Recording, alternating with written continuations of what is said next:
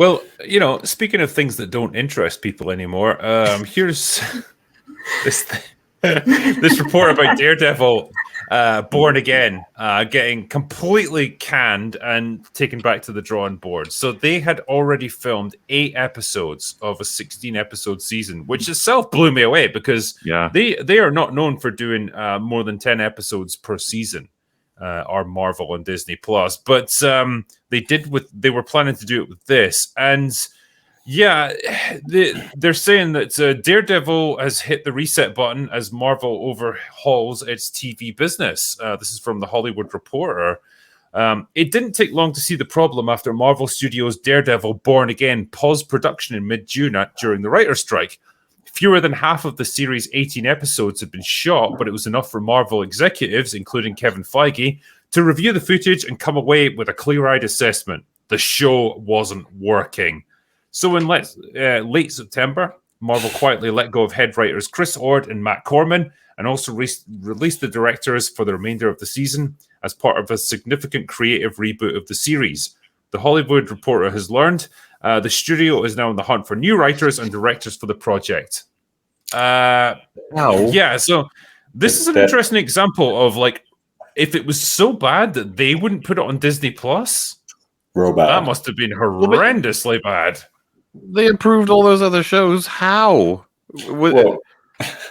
I just think as well, if you want to do a Daredevil show and you want to make it successful, I don't know, here's this crazy idea, right? Why don't you hire the writers who did the Netflix show and see if you can get them back? Yeah. Why would we do that? They did a really good job with that one. Well, I mean, at this stage, we can call it Daredevil Born Again. Again. It's constantly being reborn, this thing. But Born to die again. I think that's right? I think what's so egregious about that entire report, right? What is so revealing? They filmed eight episodes, right? They filmed about eight episodes, and it took the writers' strike and the actors' strike for them to suddenly go, "We best review some of that footage." Actually, why would I tell you what, I don't think they did. I think what it was they already knew that it sucked. But the writers and actors strikes gave them the force majeure clause that they can invoke in their contracts to say, we're going to cancel this.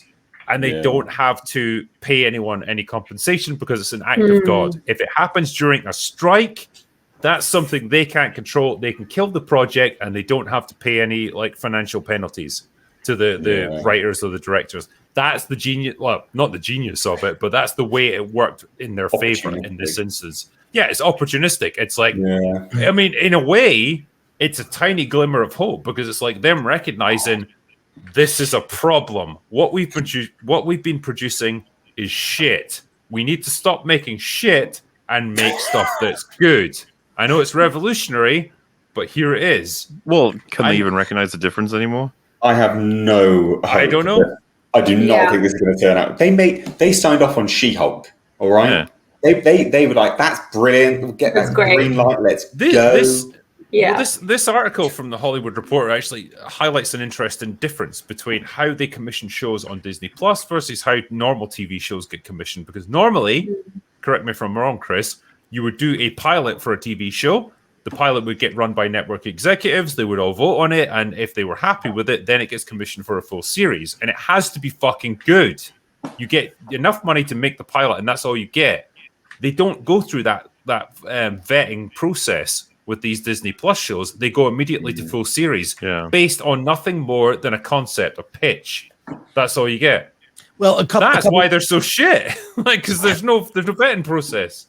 Well, I just think that Disney, Marvel, Lucasfilm, they don't know how to do television. They just don't know how television works. And a couple things, I guarantee that they toyed with the idea of using the Netflix team to do Daredevil, but they wouldn't do it for the money. And one thing's Netflix, whatever you say about Netflix, they are very artist friendly. I would not say that Disney is artist friendly. They're not. And famously, Disney is also very cheap. When you look at, what was it? Tatiana Maslany was paid so little. And then the actor who played Zorro in One Piece paid fair for that work. I mean, someone actually big star in Japan. That was why he got paid so much. Yeah. Yeah, but Disney's famously cheap. I guarantee they looked at that option and who can we get to work for us? Because Marvel and the mouse have a bad reputation. So and that whole losing the process of going to pilot. I mean, famously, look at Game of Thrones. They made a pilot where they ended up recasting most of the show. And so HBO is a company that has been known that they're very good at doing television. Look at Succession, look at Game of Thrones, although don't look at the end of Game of Thrones, but look at the good parts. House of the Dragon, maybe look at that. But there are processes that worked in television that you don't have access with streaming, right? Like one of them was audience feedback. It used to be that you'd be making a show, and in the midst of a show, you've got these episodes have aired, and you're hearing what the audience talks about on forums, right? And the producers of One Piece were also the same producers behind Cowboy Bebop. They said, we listened to the audience. We heard the complaints about Cowboy Bebop, chose to do things differently. But in days of shows like I don't know how you feel about Lost, but Lost, there were characters that came to prominence that were popular and got more screen time, and there are others that did not. And that was a show that, it ended up being a train wreck. And the ending is incredibly unsatisfying, but they had that feedback loop of fans where they're writing, producing the show, airing the show as it's being made, and can make adjustments in the future. And Joss Whedon came out of that system, right? That feedback loop of the audience. What you're losing, what you've lost with streaming is there is no feedback loop. You do, 8 episodes of Ahsoka, you put it out and hope people like it. You just hope people like it, and it's not working. That model isn't working. It's interesting you say it as well, because there's ways to hedge your bets with the system they're using now, and that's the key jangling thing that we've seen rise to huge prominence. It's if we pop a few Anakins in there, it'll make people say nice things, at least in the interim. And it's crazy because I've seen people talking about it already. It's where did Ahsoka go? It's there's nothing to talk about. Of course Ahsoka's gone. There's nothing. Right. Nothing happened. Just Nobody remembers anything. A great example of what you were saying, Chris, about feedback and writers pivoting and changing things, executives adjusting stuff, was Breaking Bad. Jesse was supposed to die, and he just stayed on. That's right. Walter White. That's right. That's right. Even with Parks and Rec, Andy, the character played by Chris Pratt, was supposed to be just showing up for a couple of episodes. But he was just so lovable that they said, you know what, let's just write him into more. And and I completely, Chris, you pointing this out actually completely makes sense. I never thought about it from that perspective, that streaming completely takes away that feedback loop. And it's instead, they're relying on, they're first writing into what feels like a black hole for them. Because the people who are creating these things, writing these things, they're in their own circle of people, Hollywood-esque people that all think the same and talk the same. And so they're writing from that perspective versus actually trying to connect with audiences. And then they release it out using very cheap tricks like Mahler, what you're saying, just, let's throw a little Anakin in there. Let's throw some, ghost forcing in there and all this stuff. And that'll get people buzzing, or even trying to create negative buzz. Let's use controversy as a way to create more interest in our shows rather than good storytelling. I believe that honest, intelligent, authentic feedback to an artist, whether a writer, director, producer, whatever, that is like air. You need it to continue to exist and to better hone your craft, that feedback loop, and streaming destroys that completely. It just does, which is why most streaming shows are okay. They're just okay. They're meh. They're like, that was fine. Ahsoka just seemed like a complete waste of time. Nothing happened. Characters didn't grow. Lots of bad ideas have now been introduced to Star Wars, like space whales. I was watching It's a Gundam did a great video today. A little shout out to It's a Gundam, a video he dropped about Ahsoka. He talked, and I didn't realize this, Treasure Planet, which is an animated feature that maybe a lot of people forgot, had space whales. and also had the ball map. The ball map, like all these things that Dave Filoni ripped off. So Generally Farscape has space whales.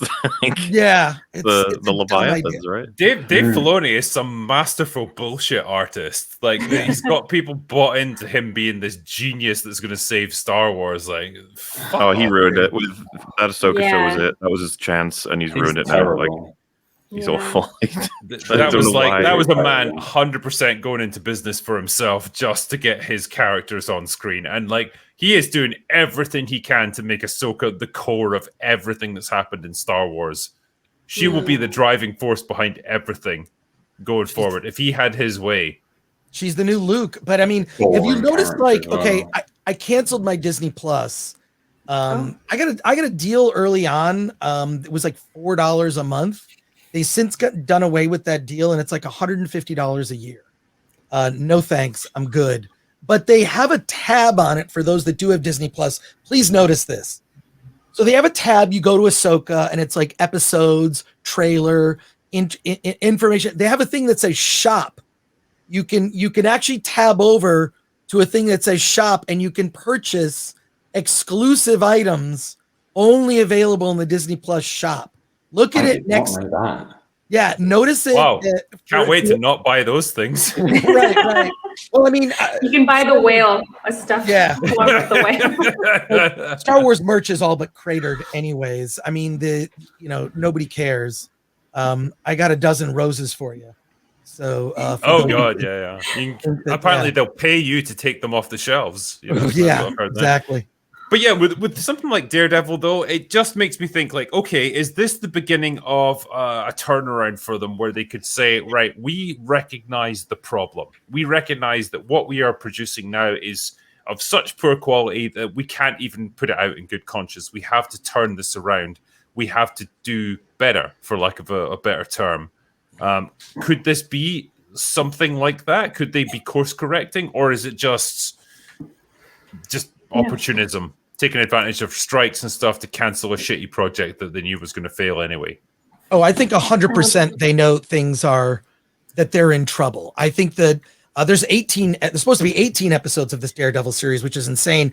And he doesn't even get into the costume until the 4th episode of the show, as it was written in this version that they canceled. And they were doing it like a straight legal procedural where Foggy is killed off camera. Oh my God. Daredevil is sad, so he decides to not be Daredevil. Just little old Matt Murdock trying cases. So that was the premise apparently of the killed version of this. But I think at this point they definitely know Phase 4 didn't work. You can't.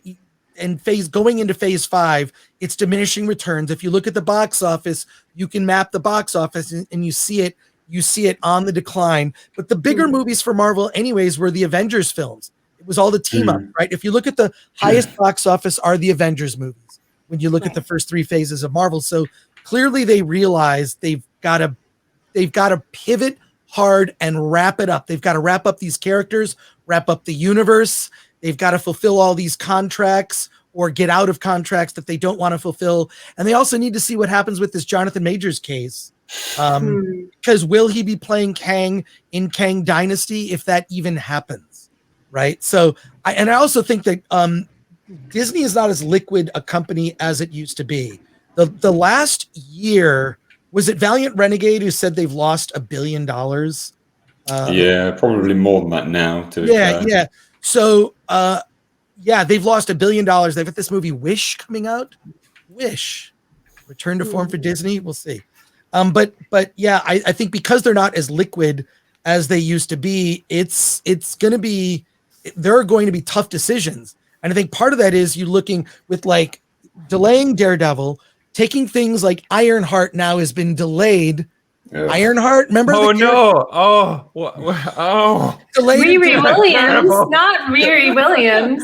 We were all so excited about that. It's delayed until 2025, and then you've got Echo, which they're going to drop, which they've never done before. The binge model, right? They're dropping all the episodes at once just to get it done. Oh, that's a sure sign. Just like one weekend of headlines, and then it'll disappear into when they they have no faith in a project. Just like, good God, I wonder what that looks like. Agatha's had about 10 names now, for God's sake. What is up with that? Oh no, that's a marketing ploy apparently, because it's like Agatha Harkness herself, like pulling strings from behind the scenes, which is bullshit. It's just making it up as we go. Once they release an Avengers movie and it underperforms dramatically, that's when they're going to have the big meetings of just heads have got to start rolling. This is it. Well, there's no Avengers left anyone cares about. Like, all that's left is Thor, and he's been thoroughly humiliated and destroyed. I don't think Chris Hemsworth wants to do it anymore either. No. I completely agree. It's just the Avengers IP. I wonder what's left in terms of drawing in, because we all know it's going to be written like shit anyway.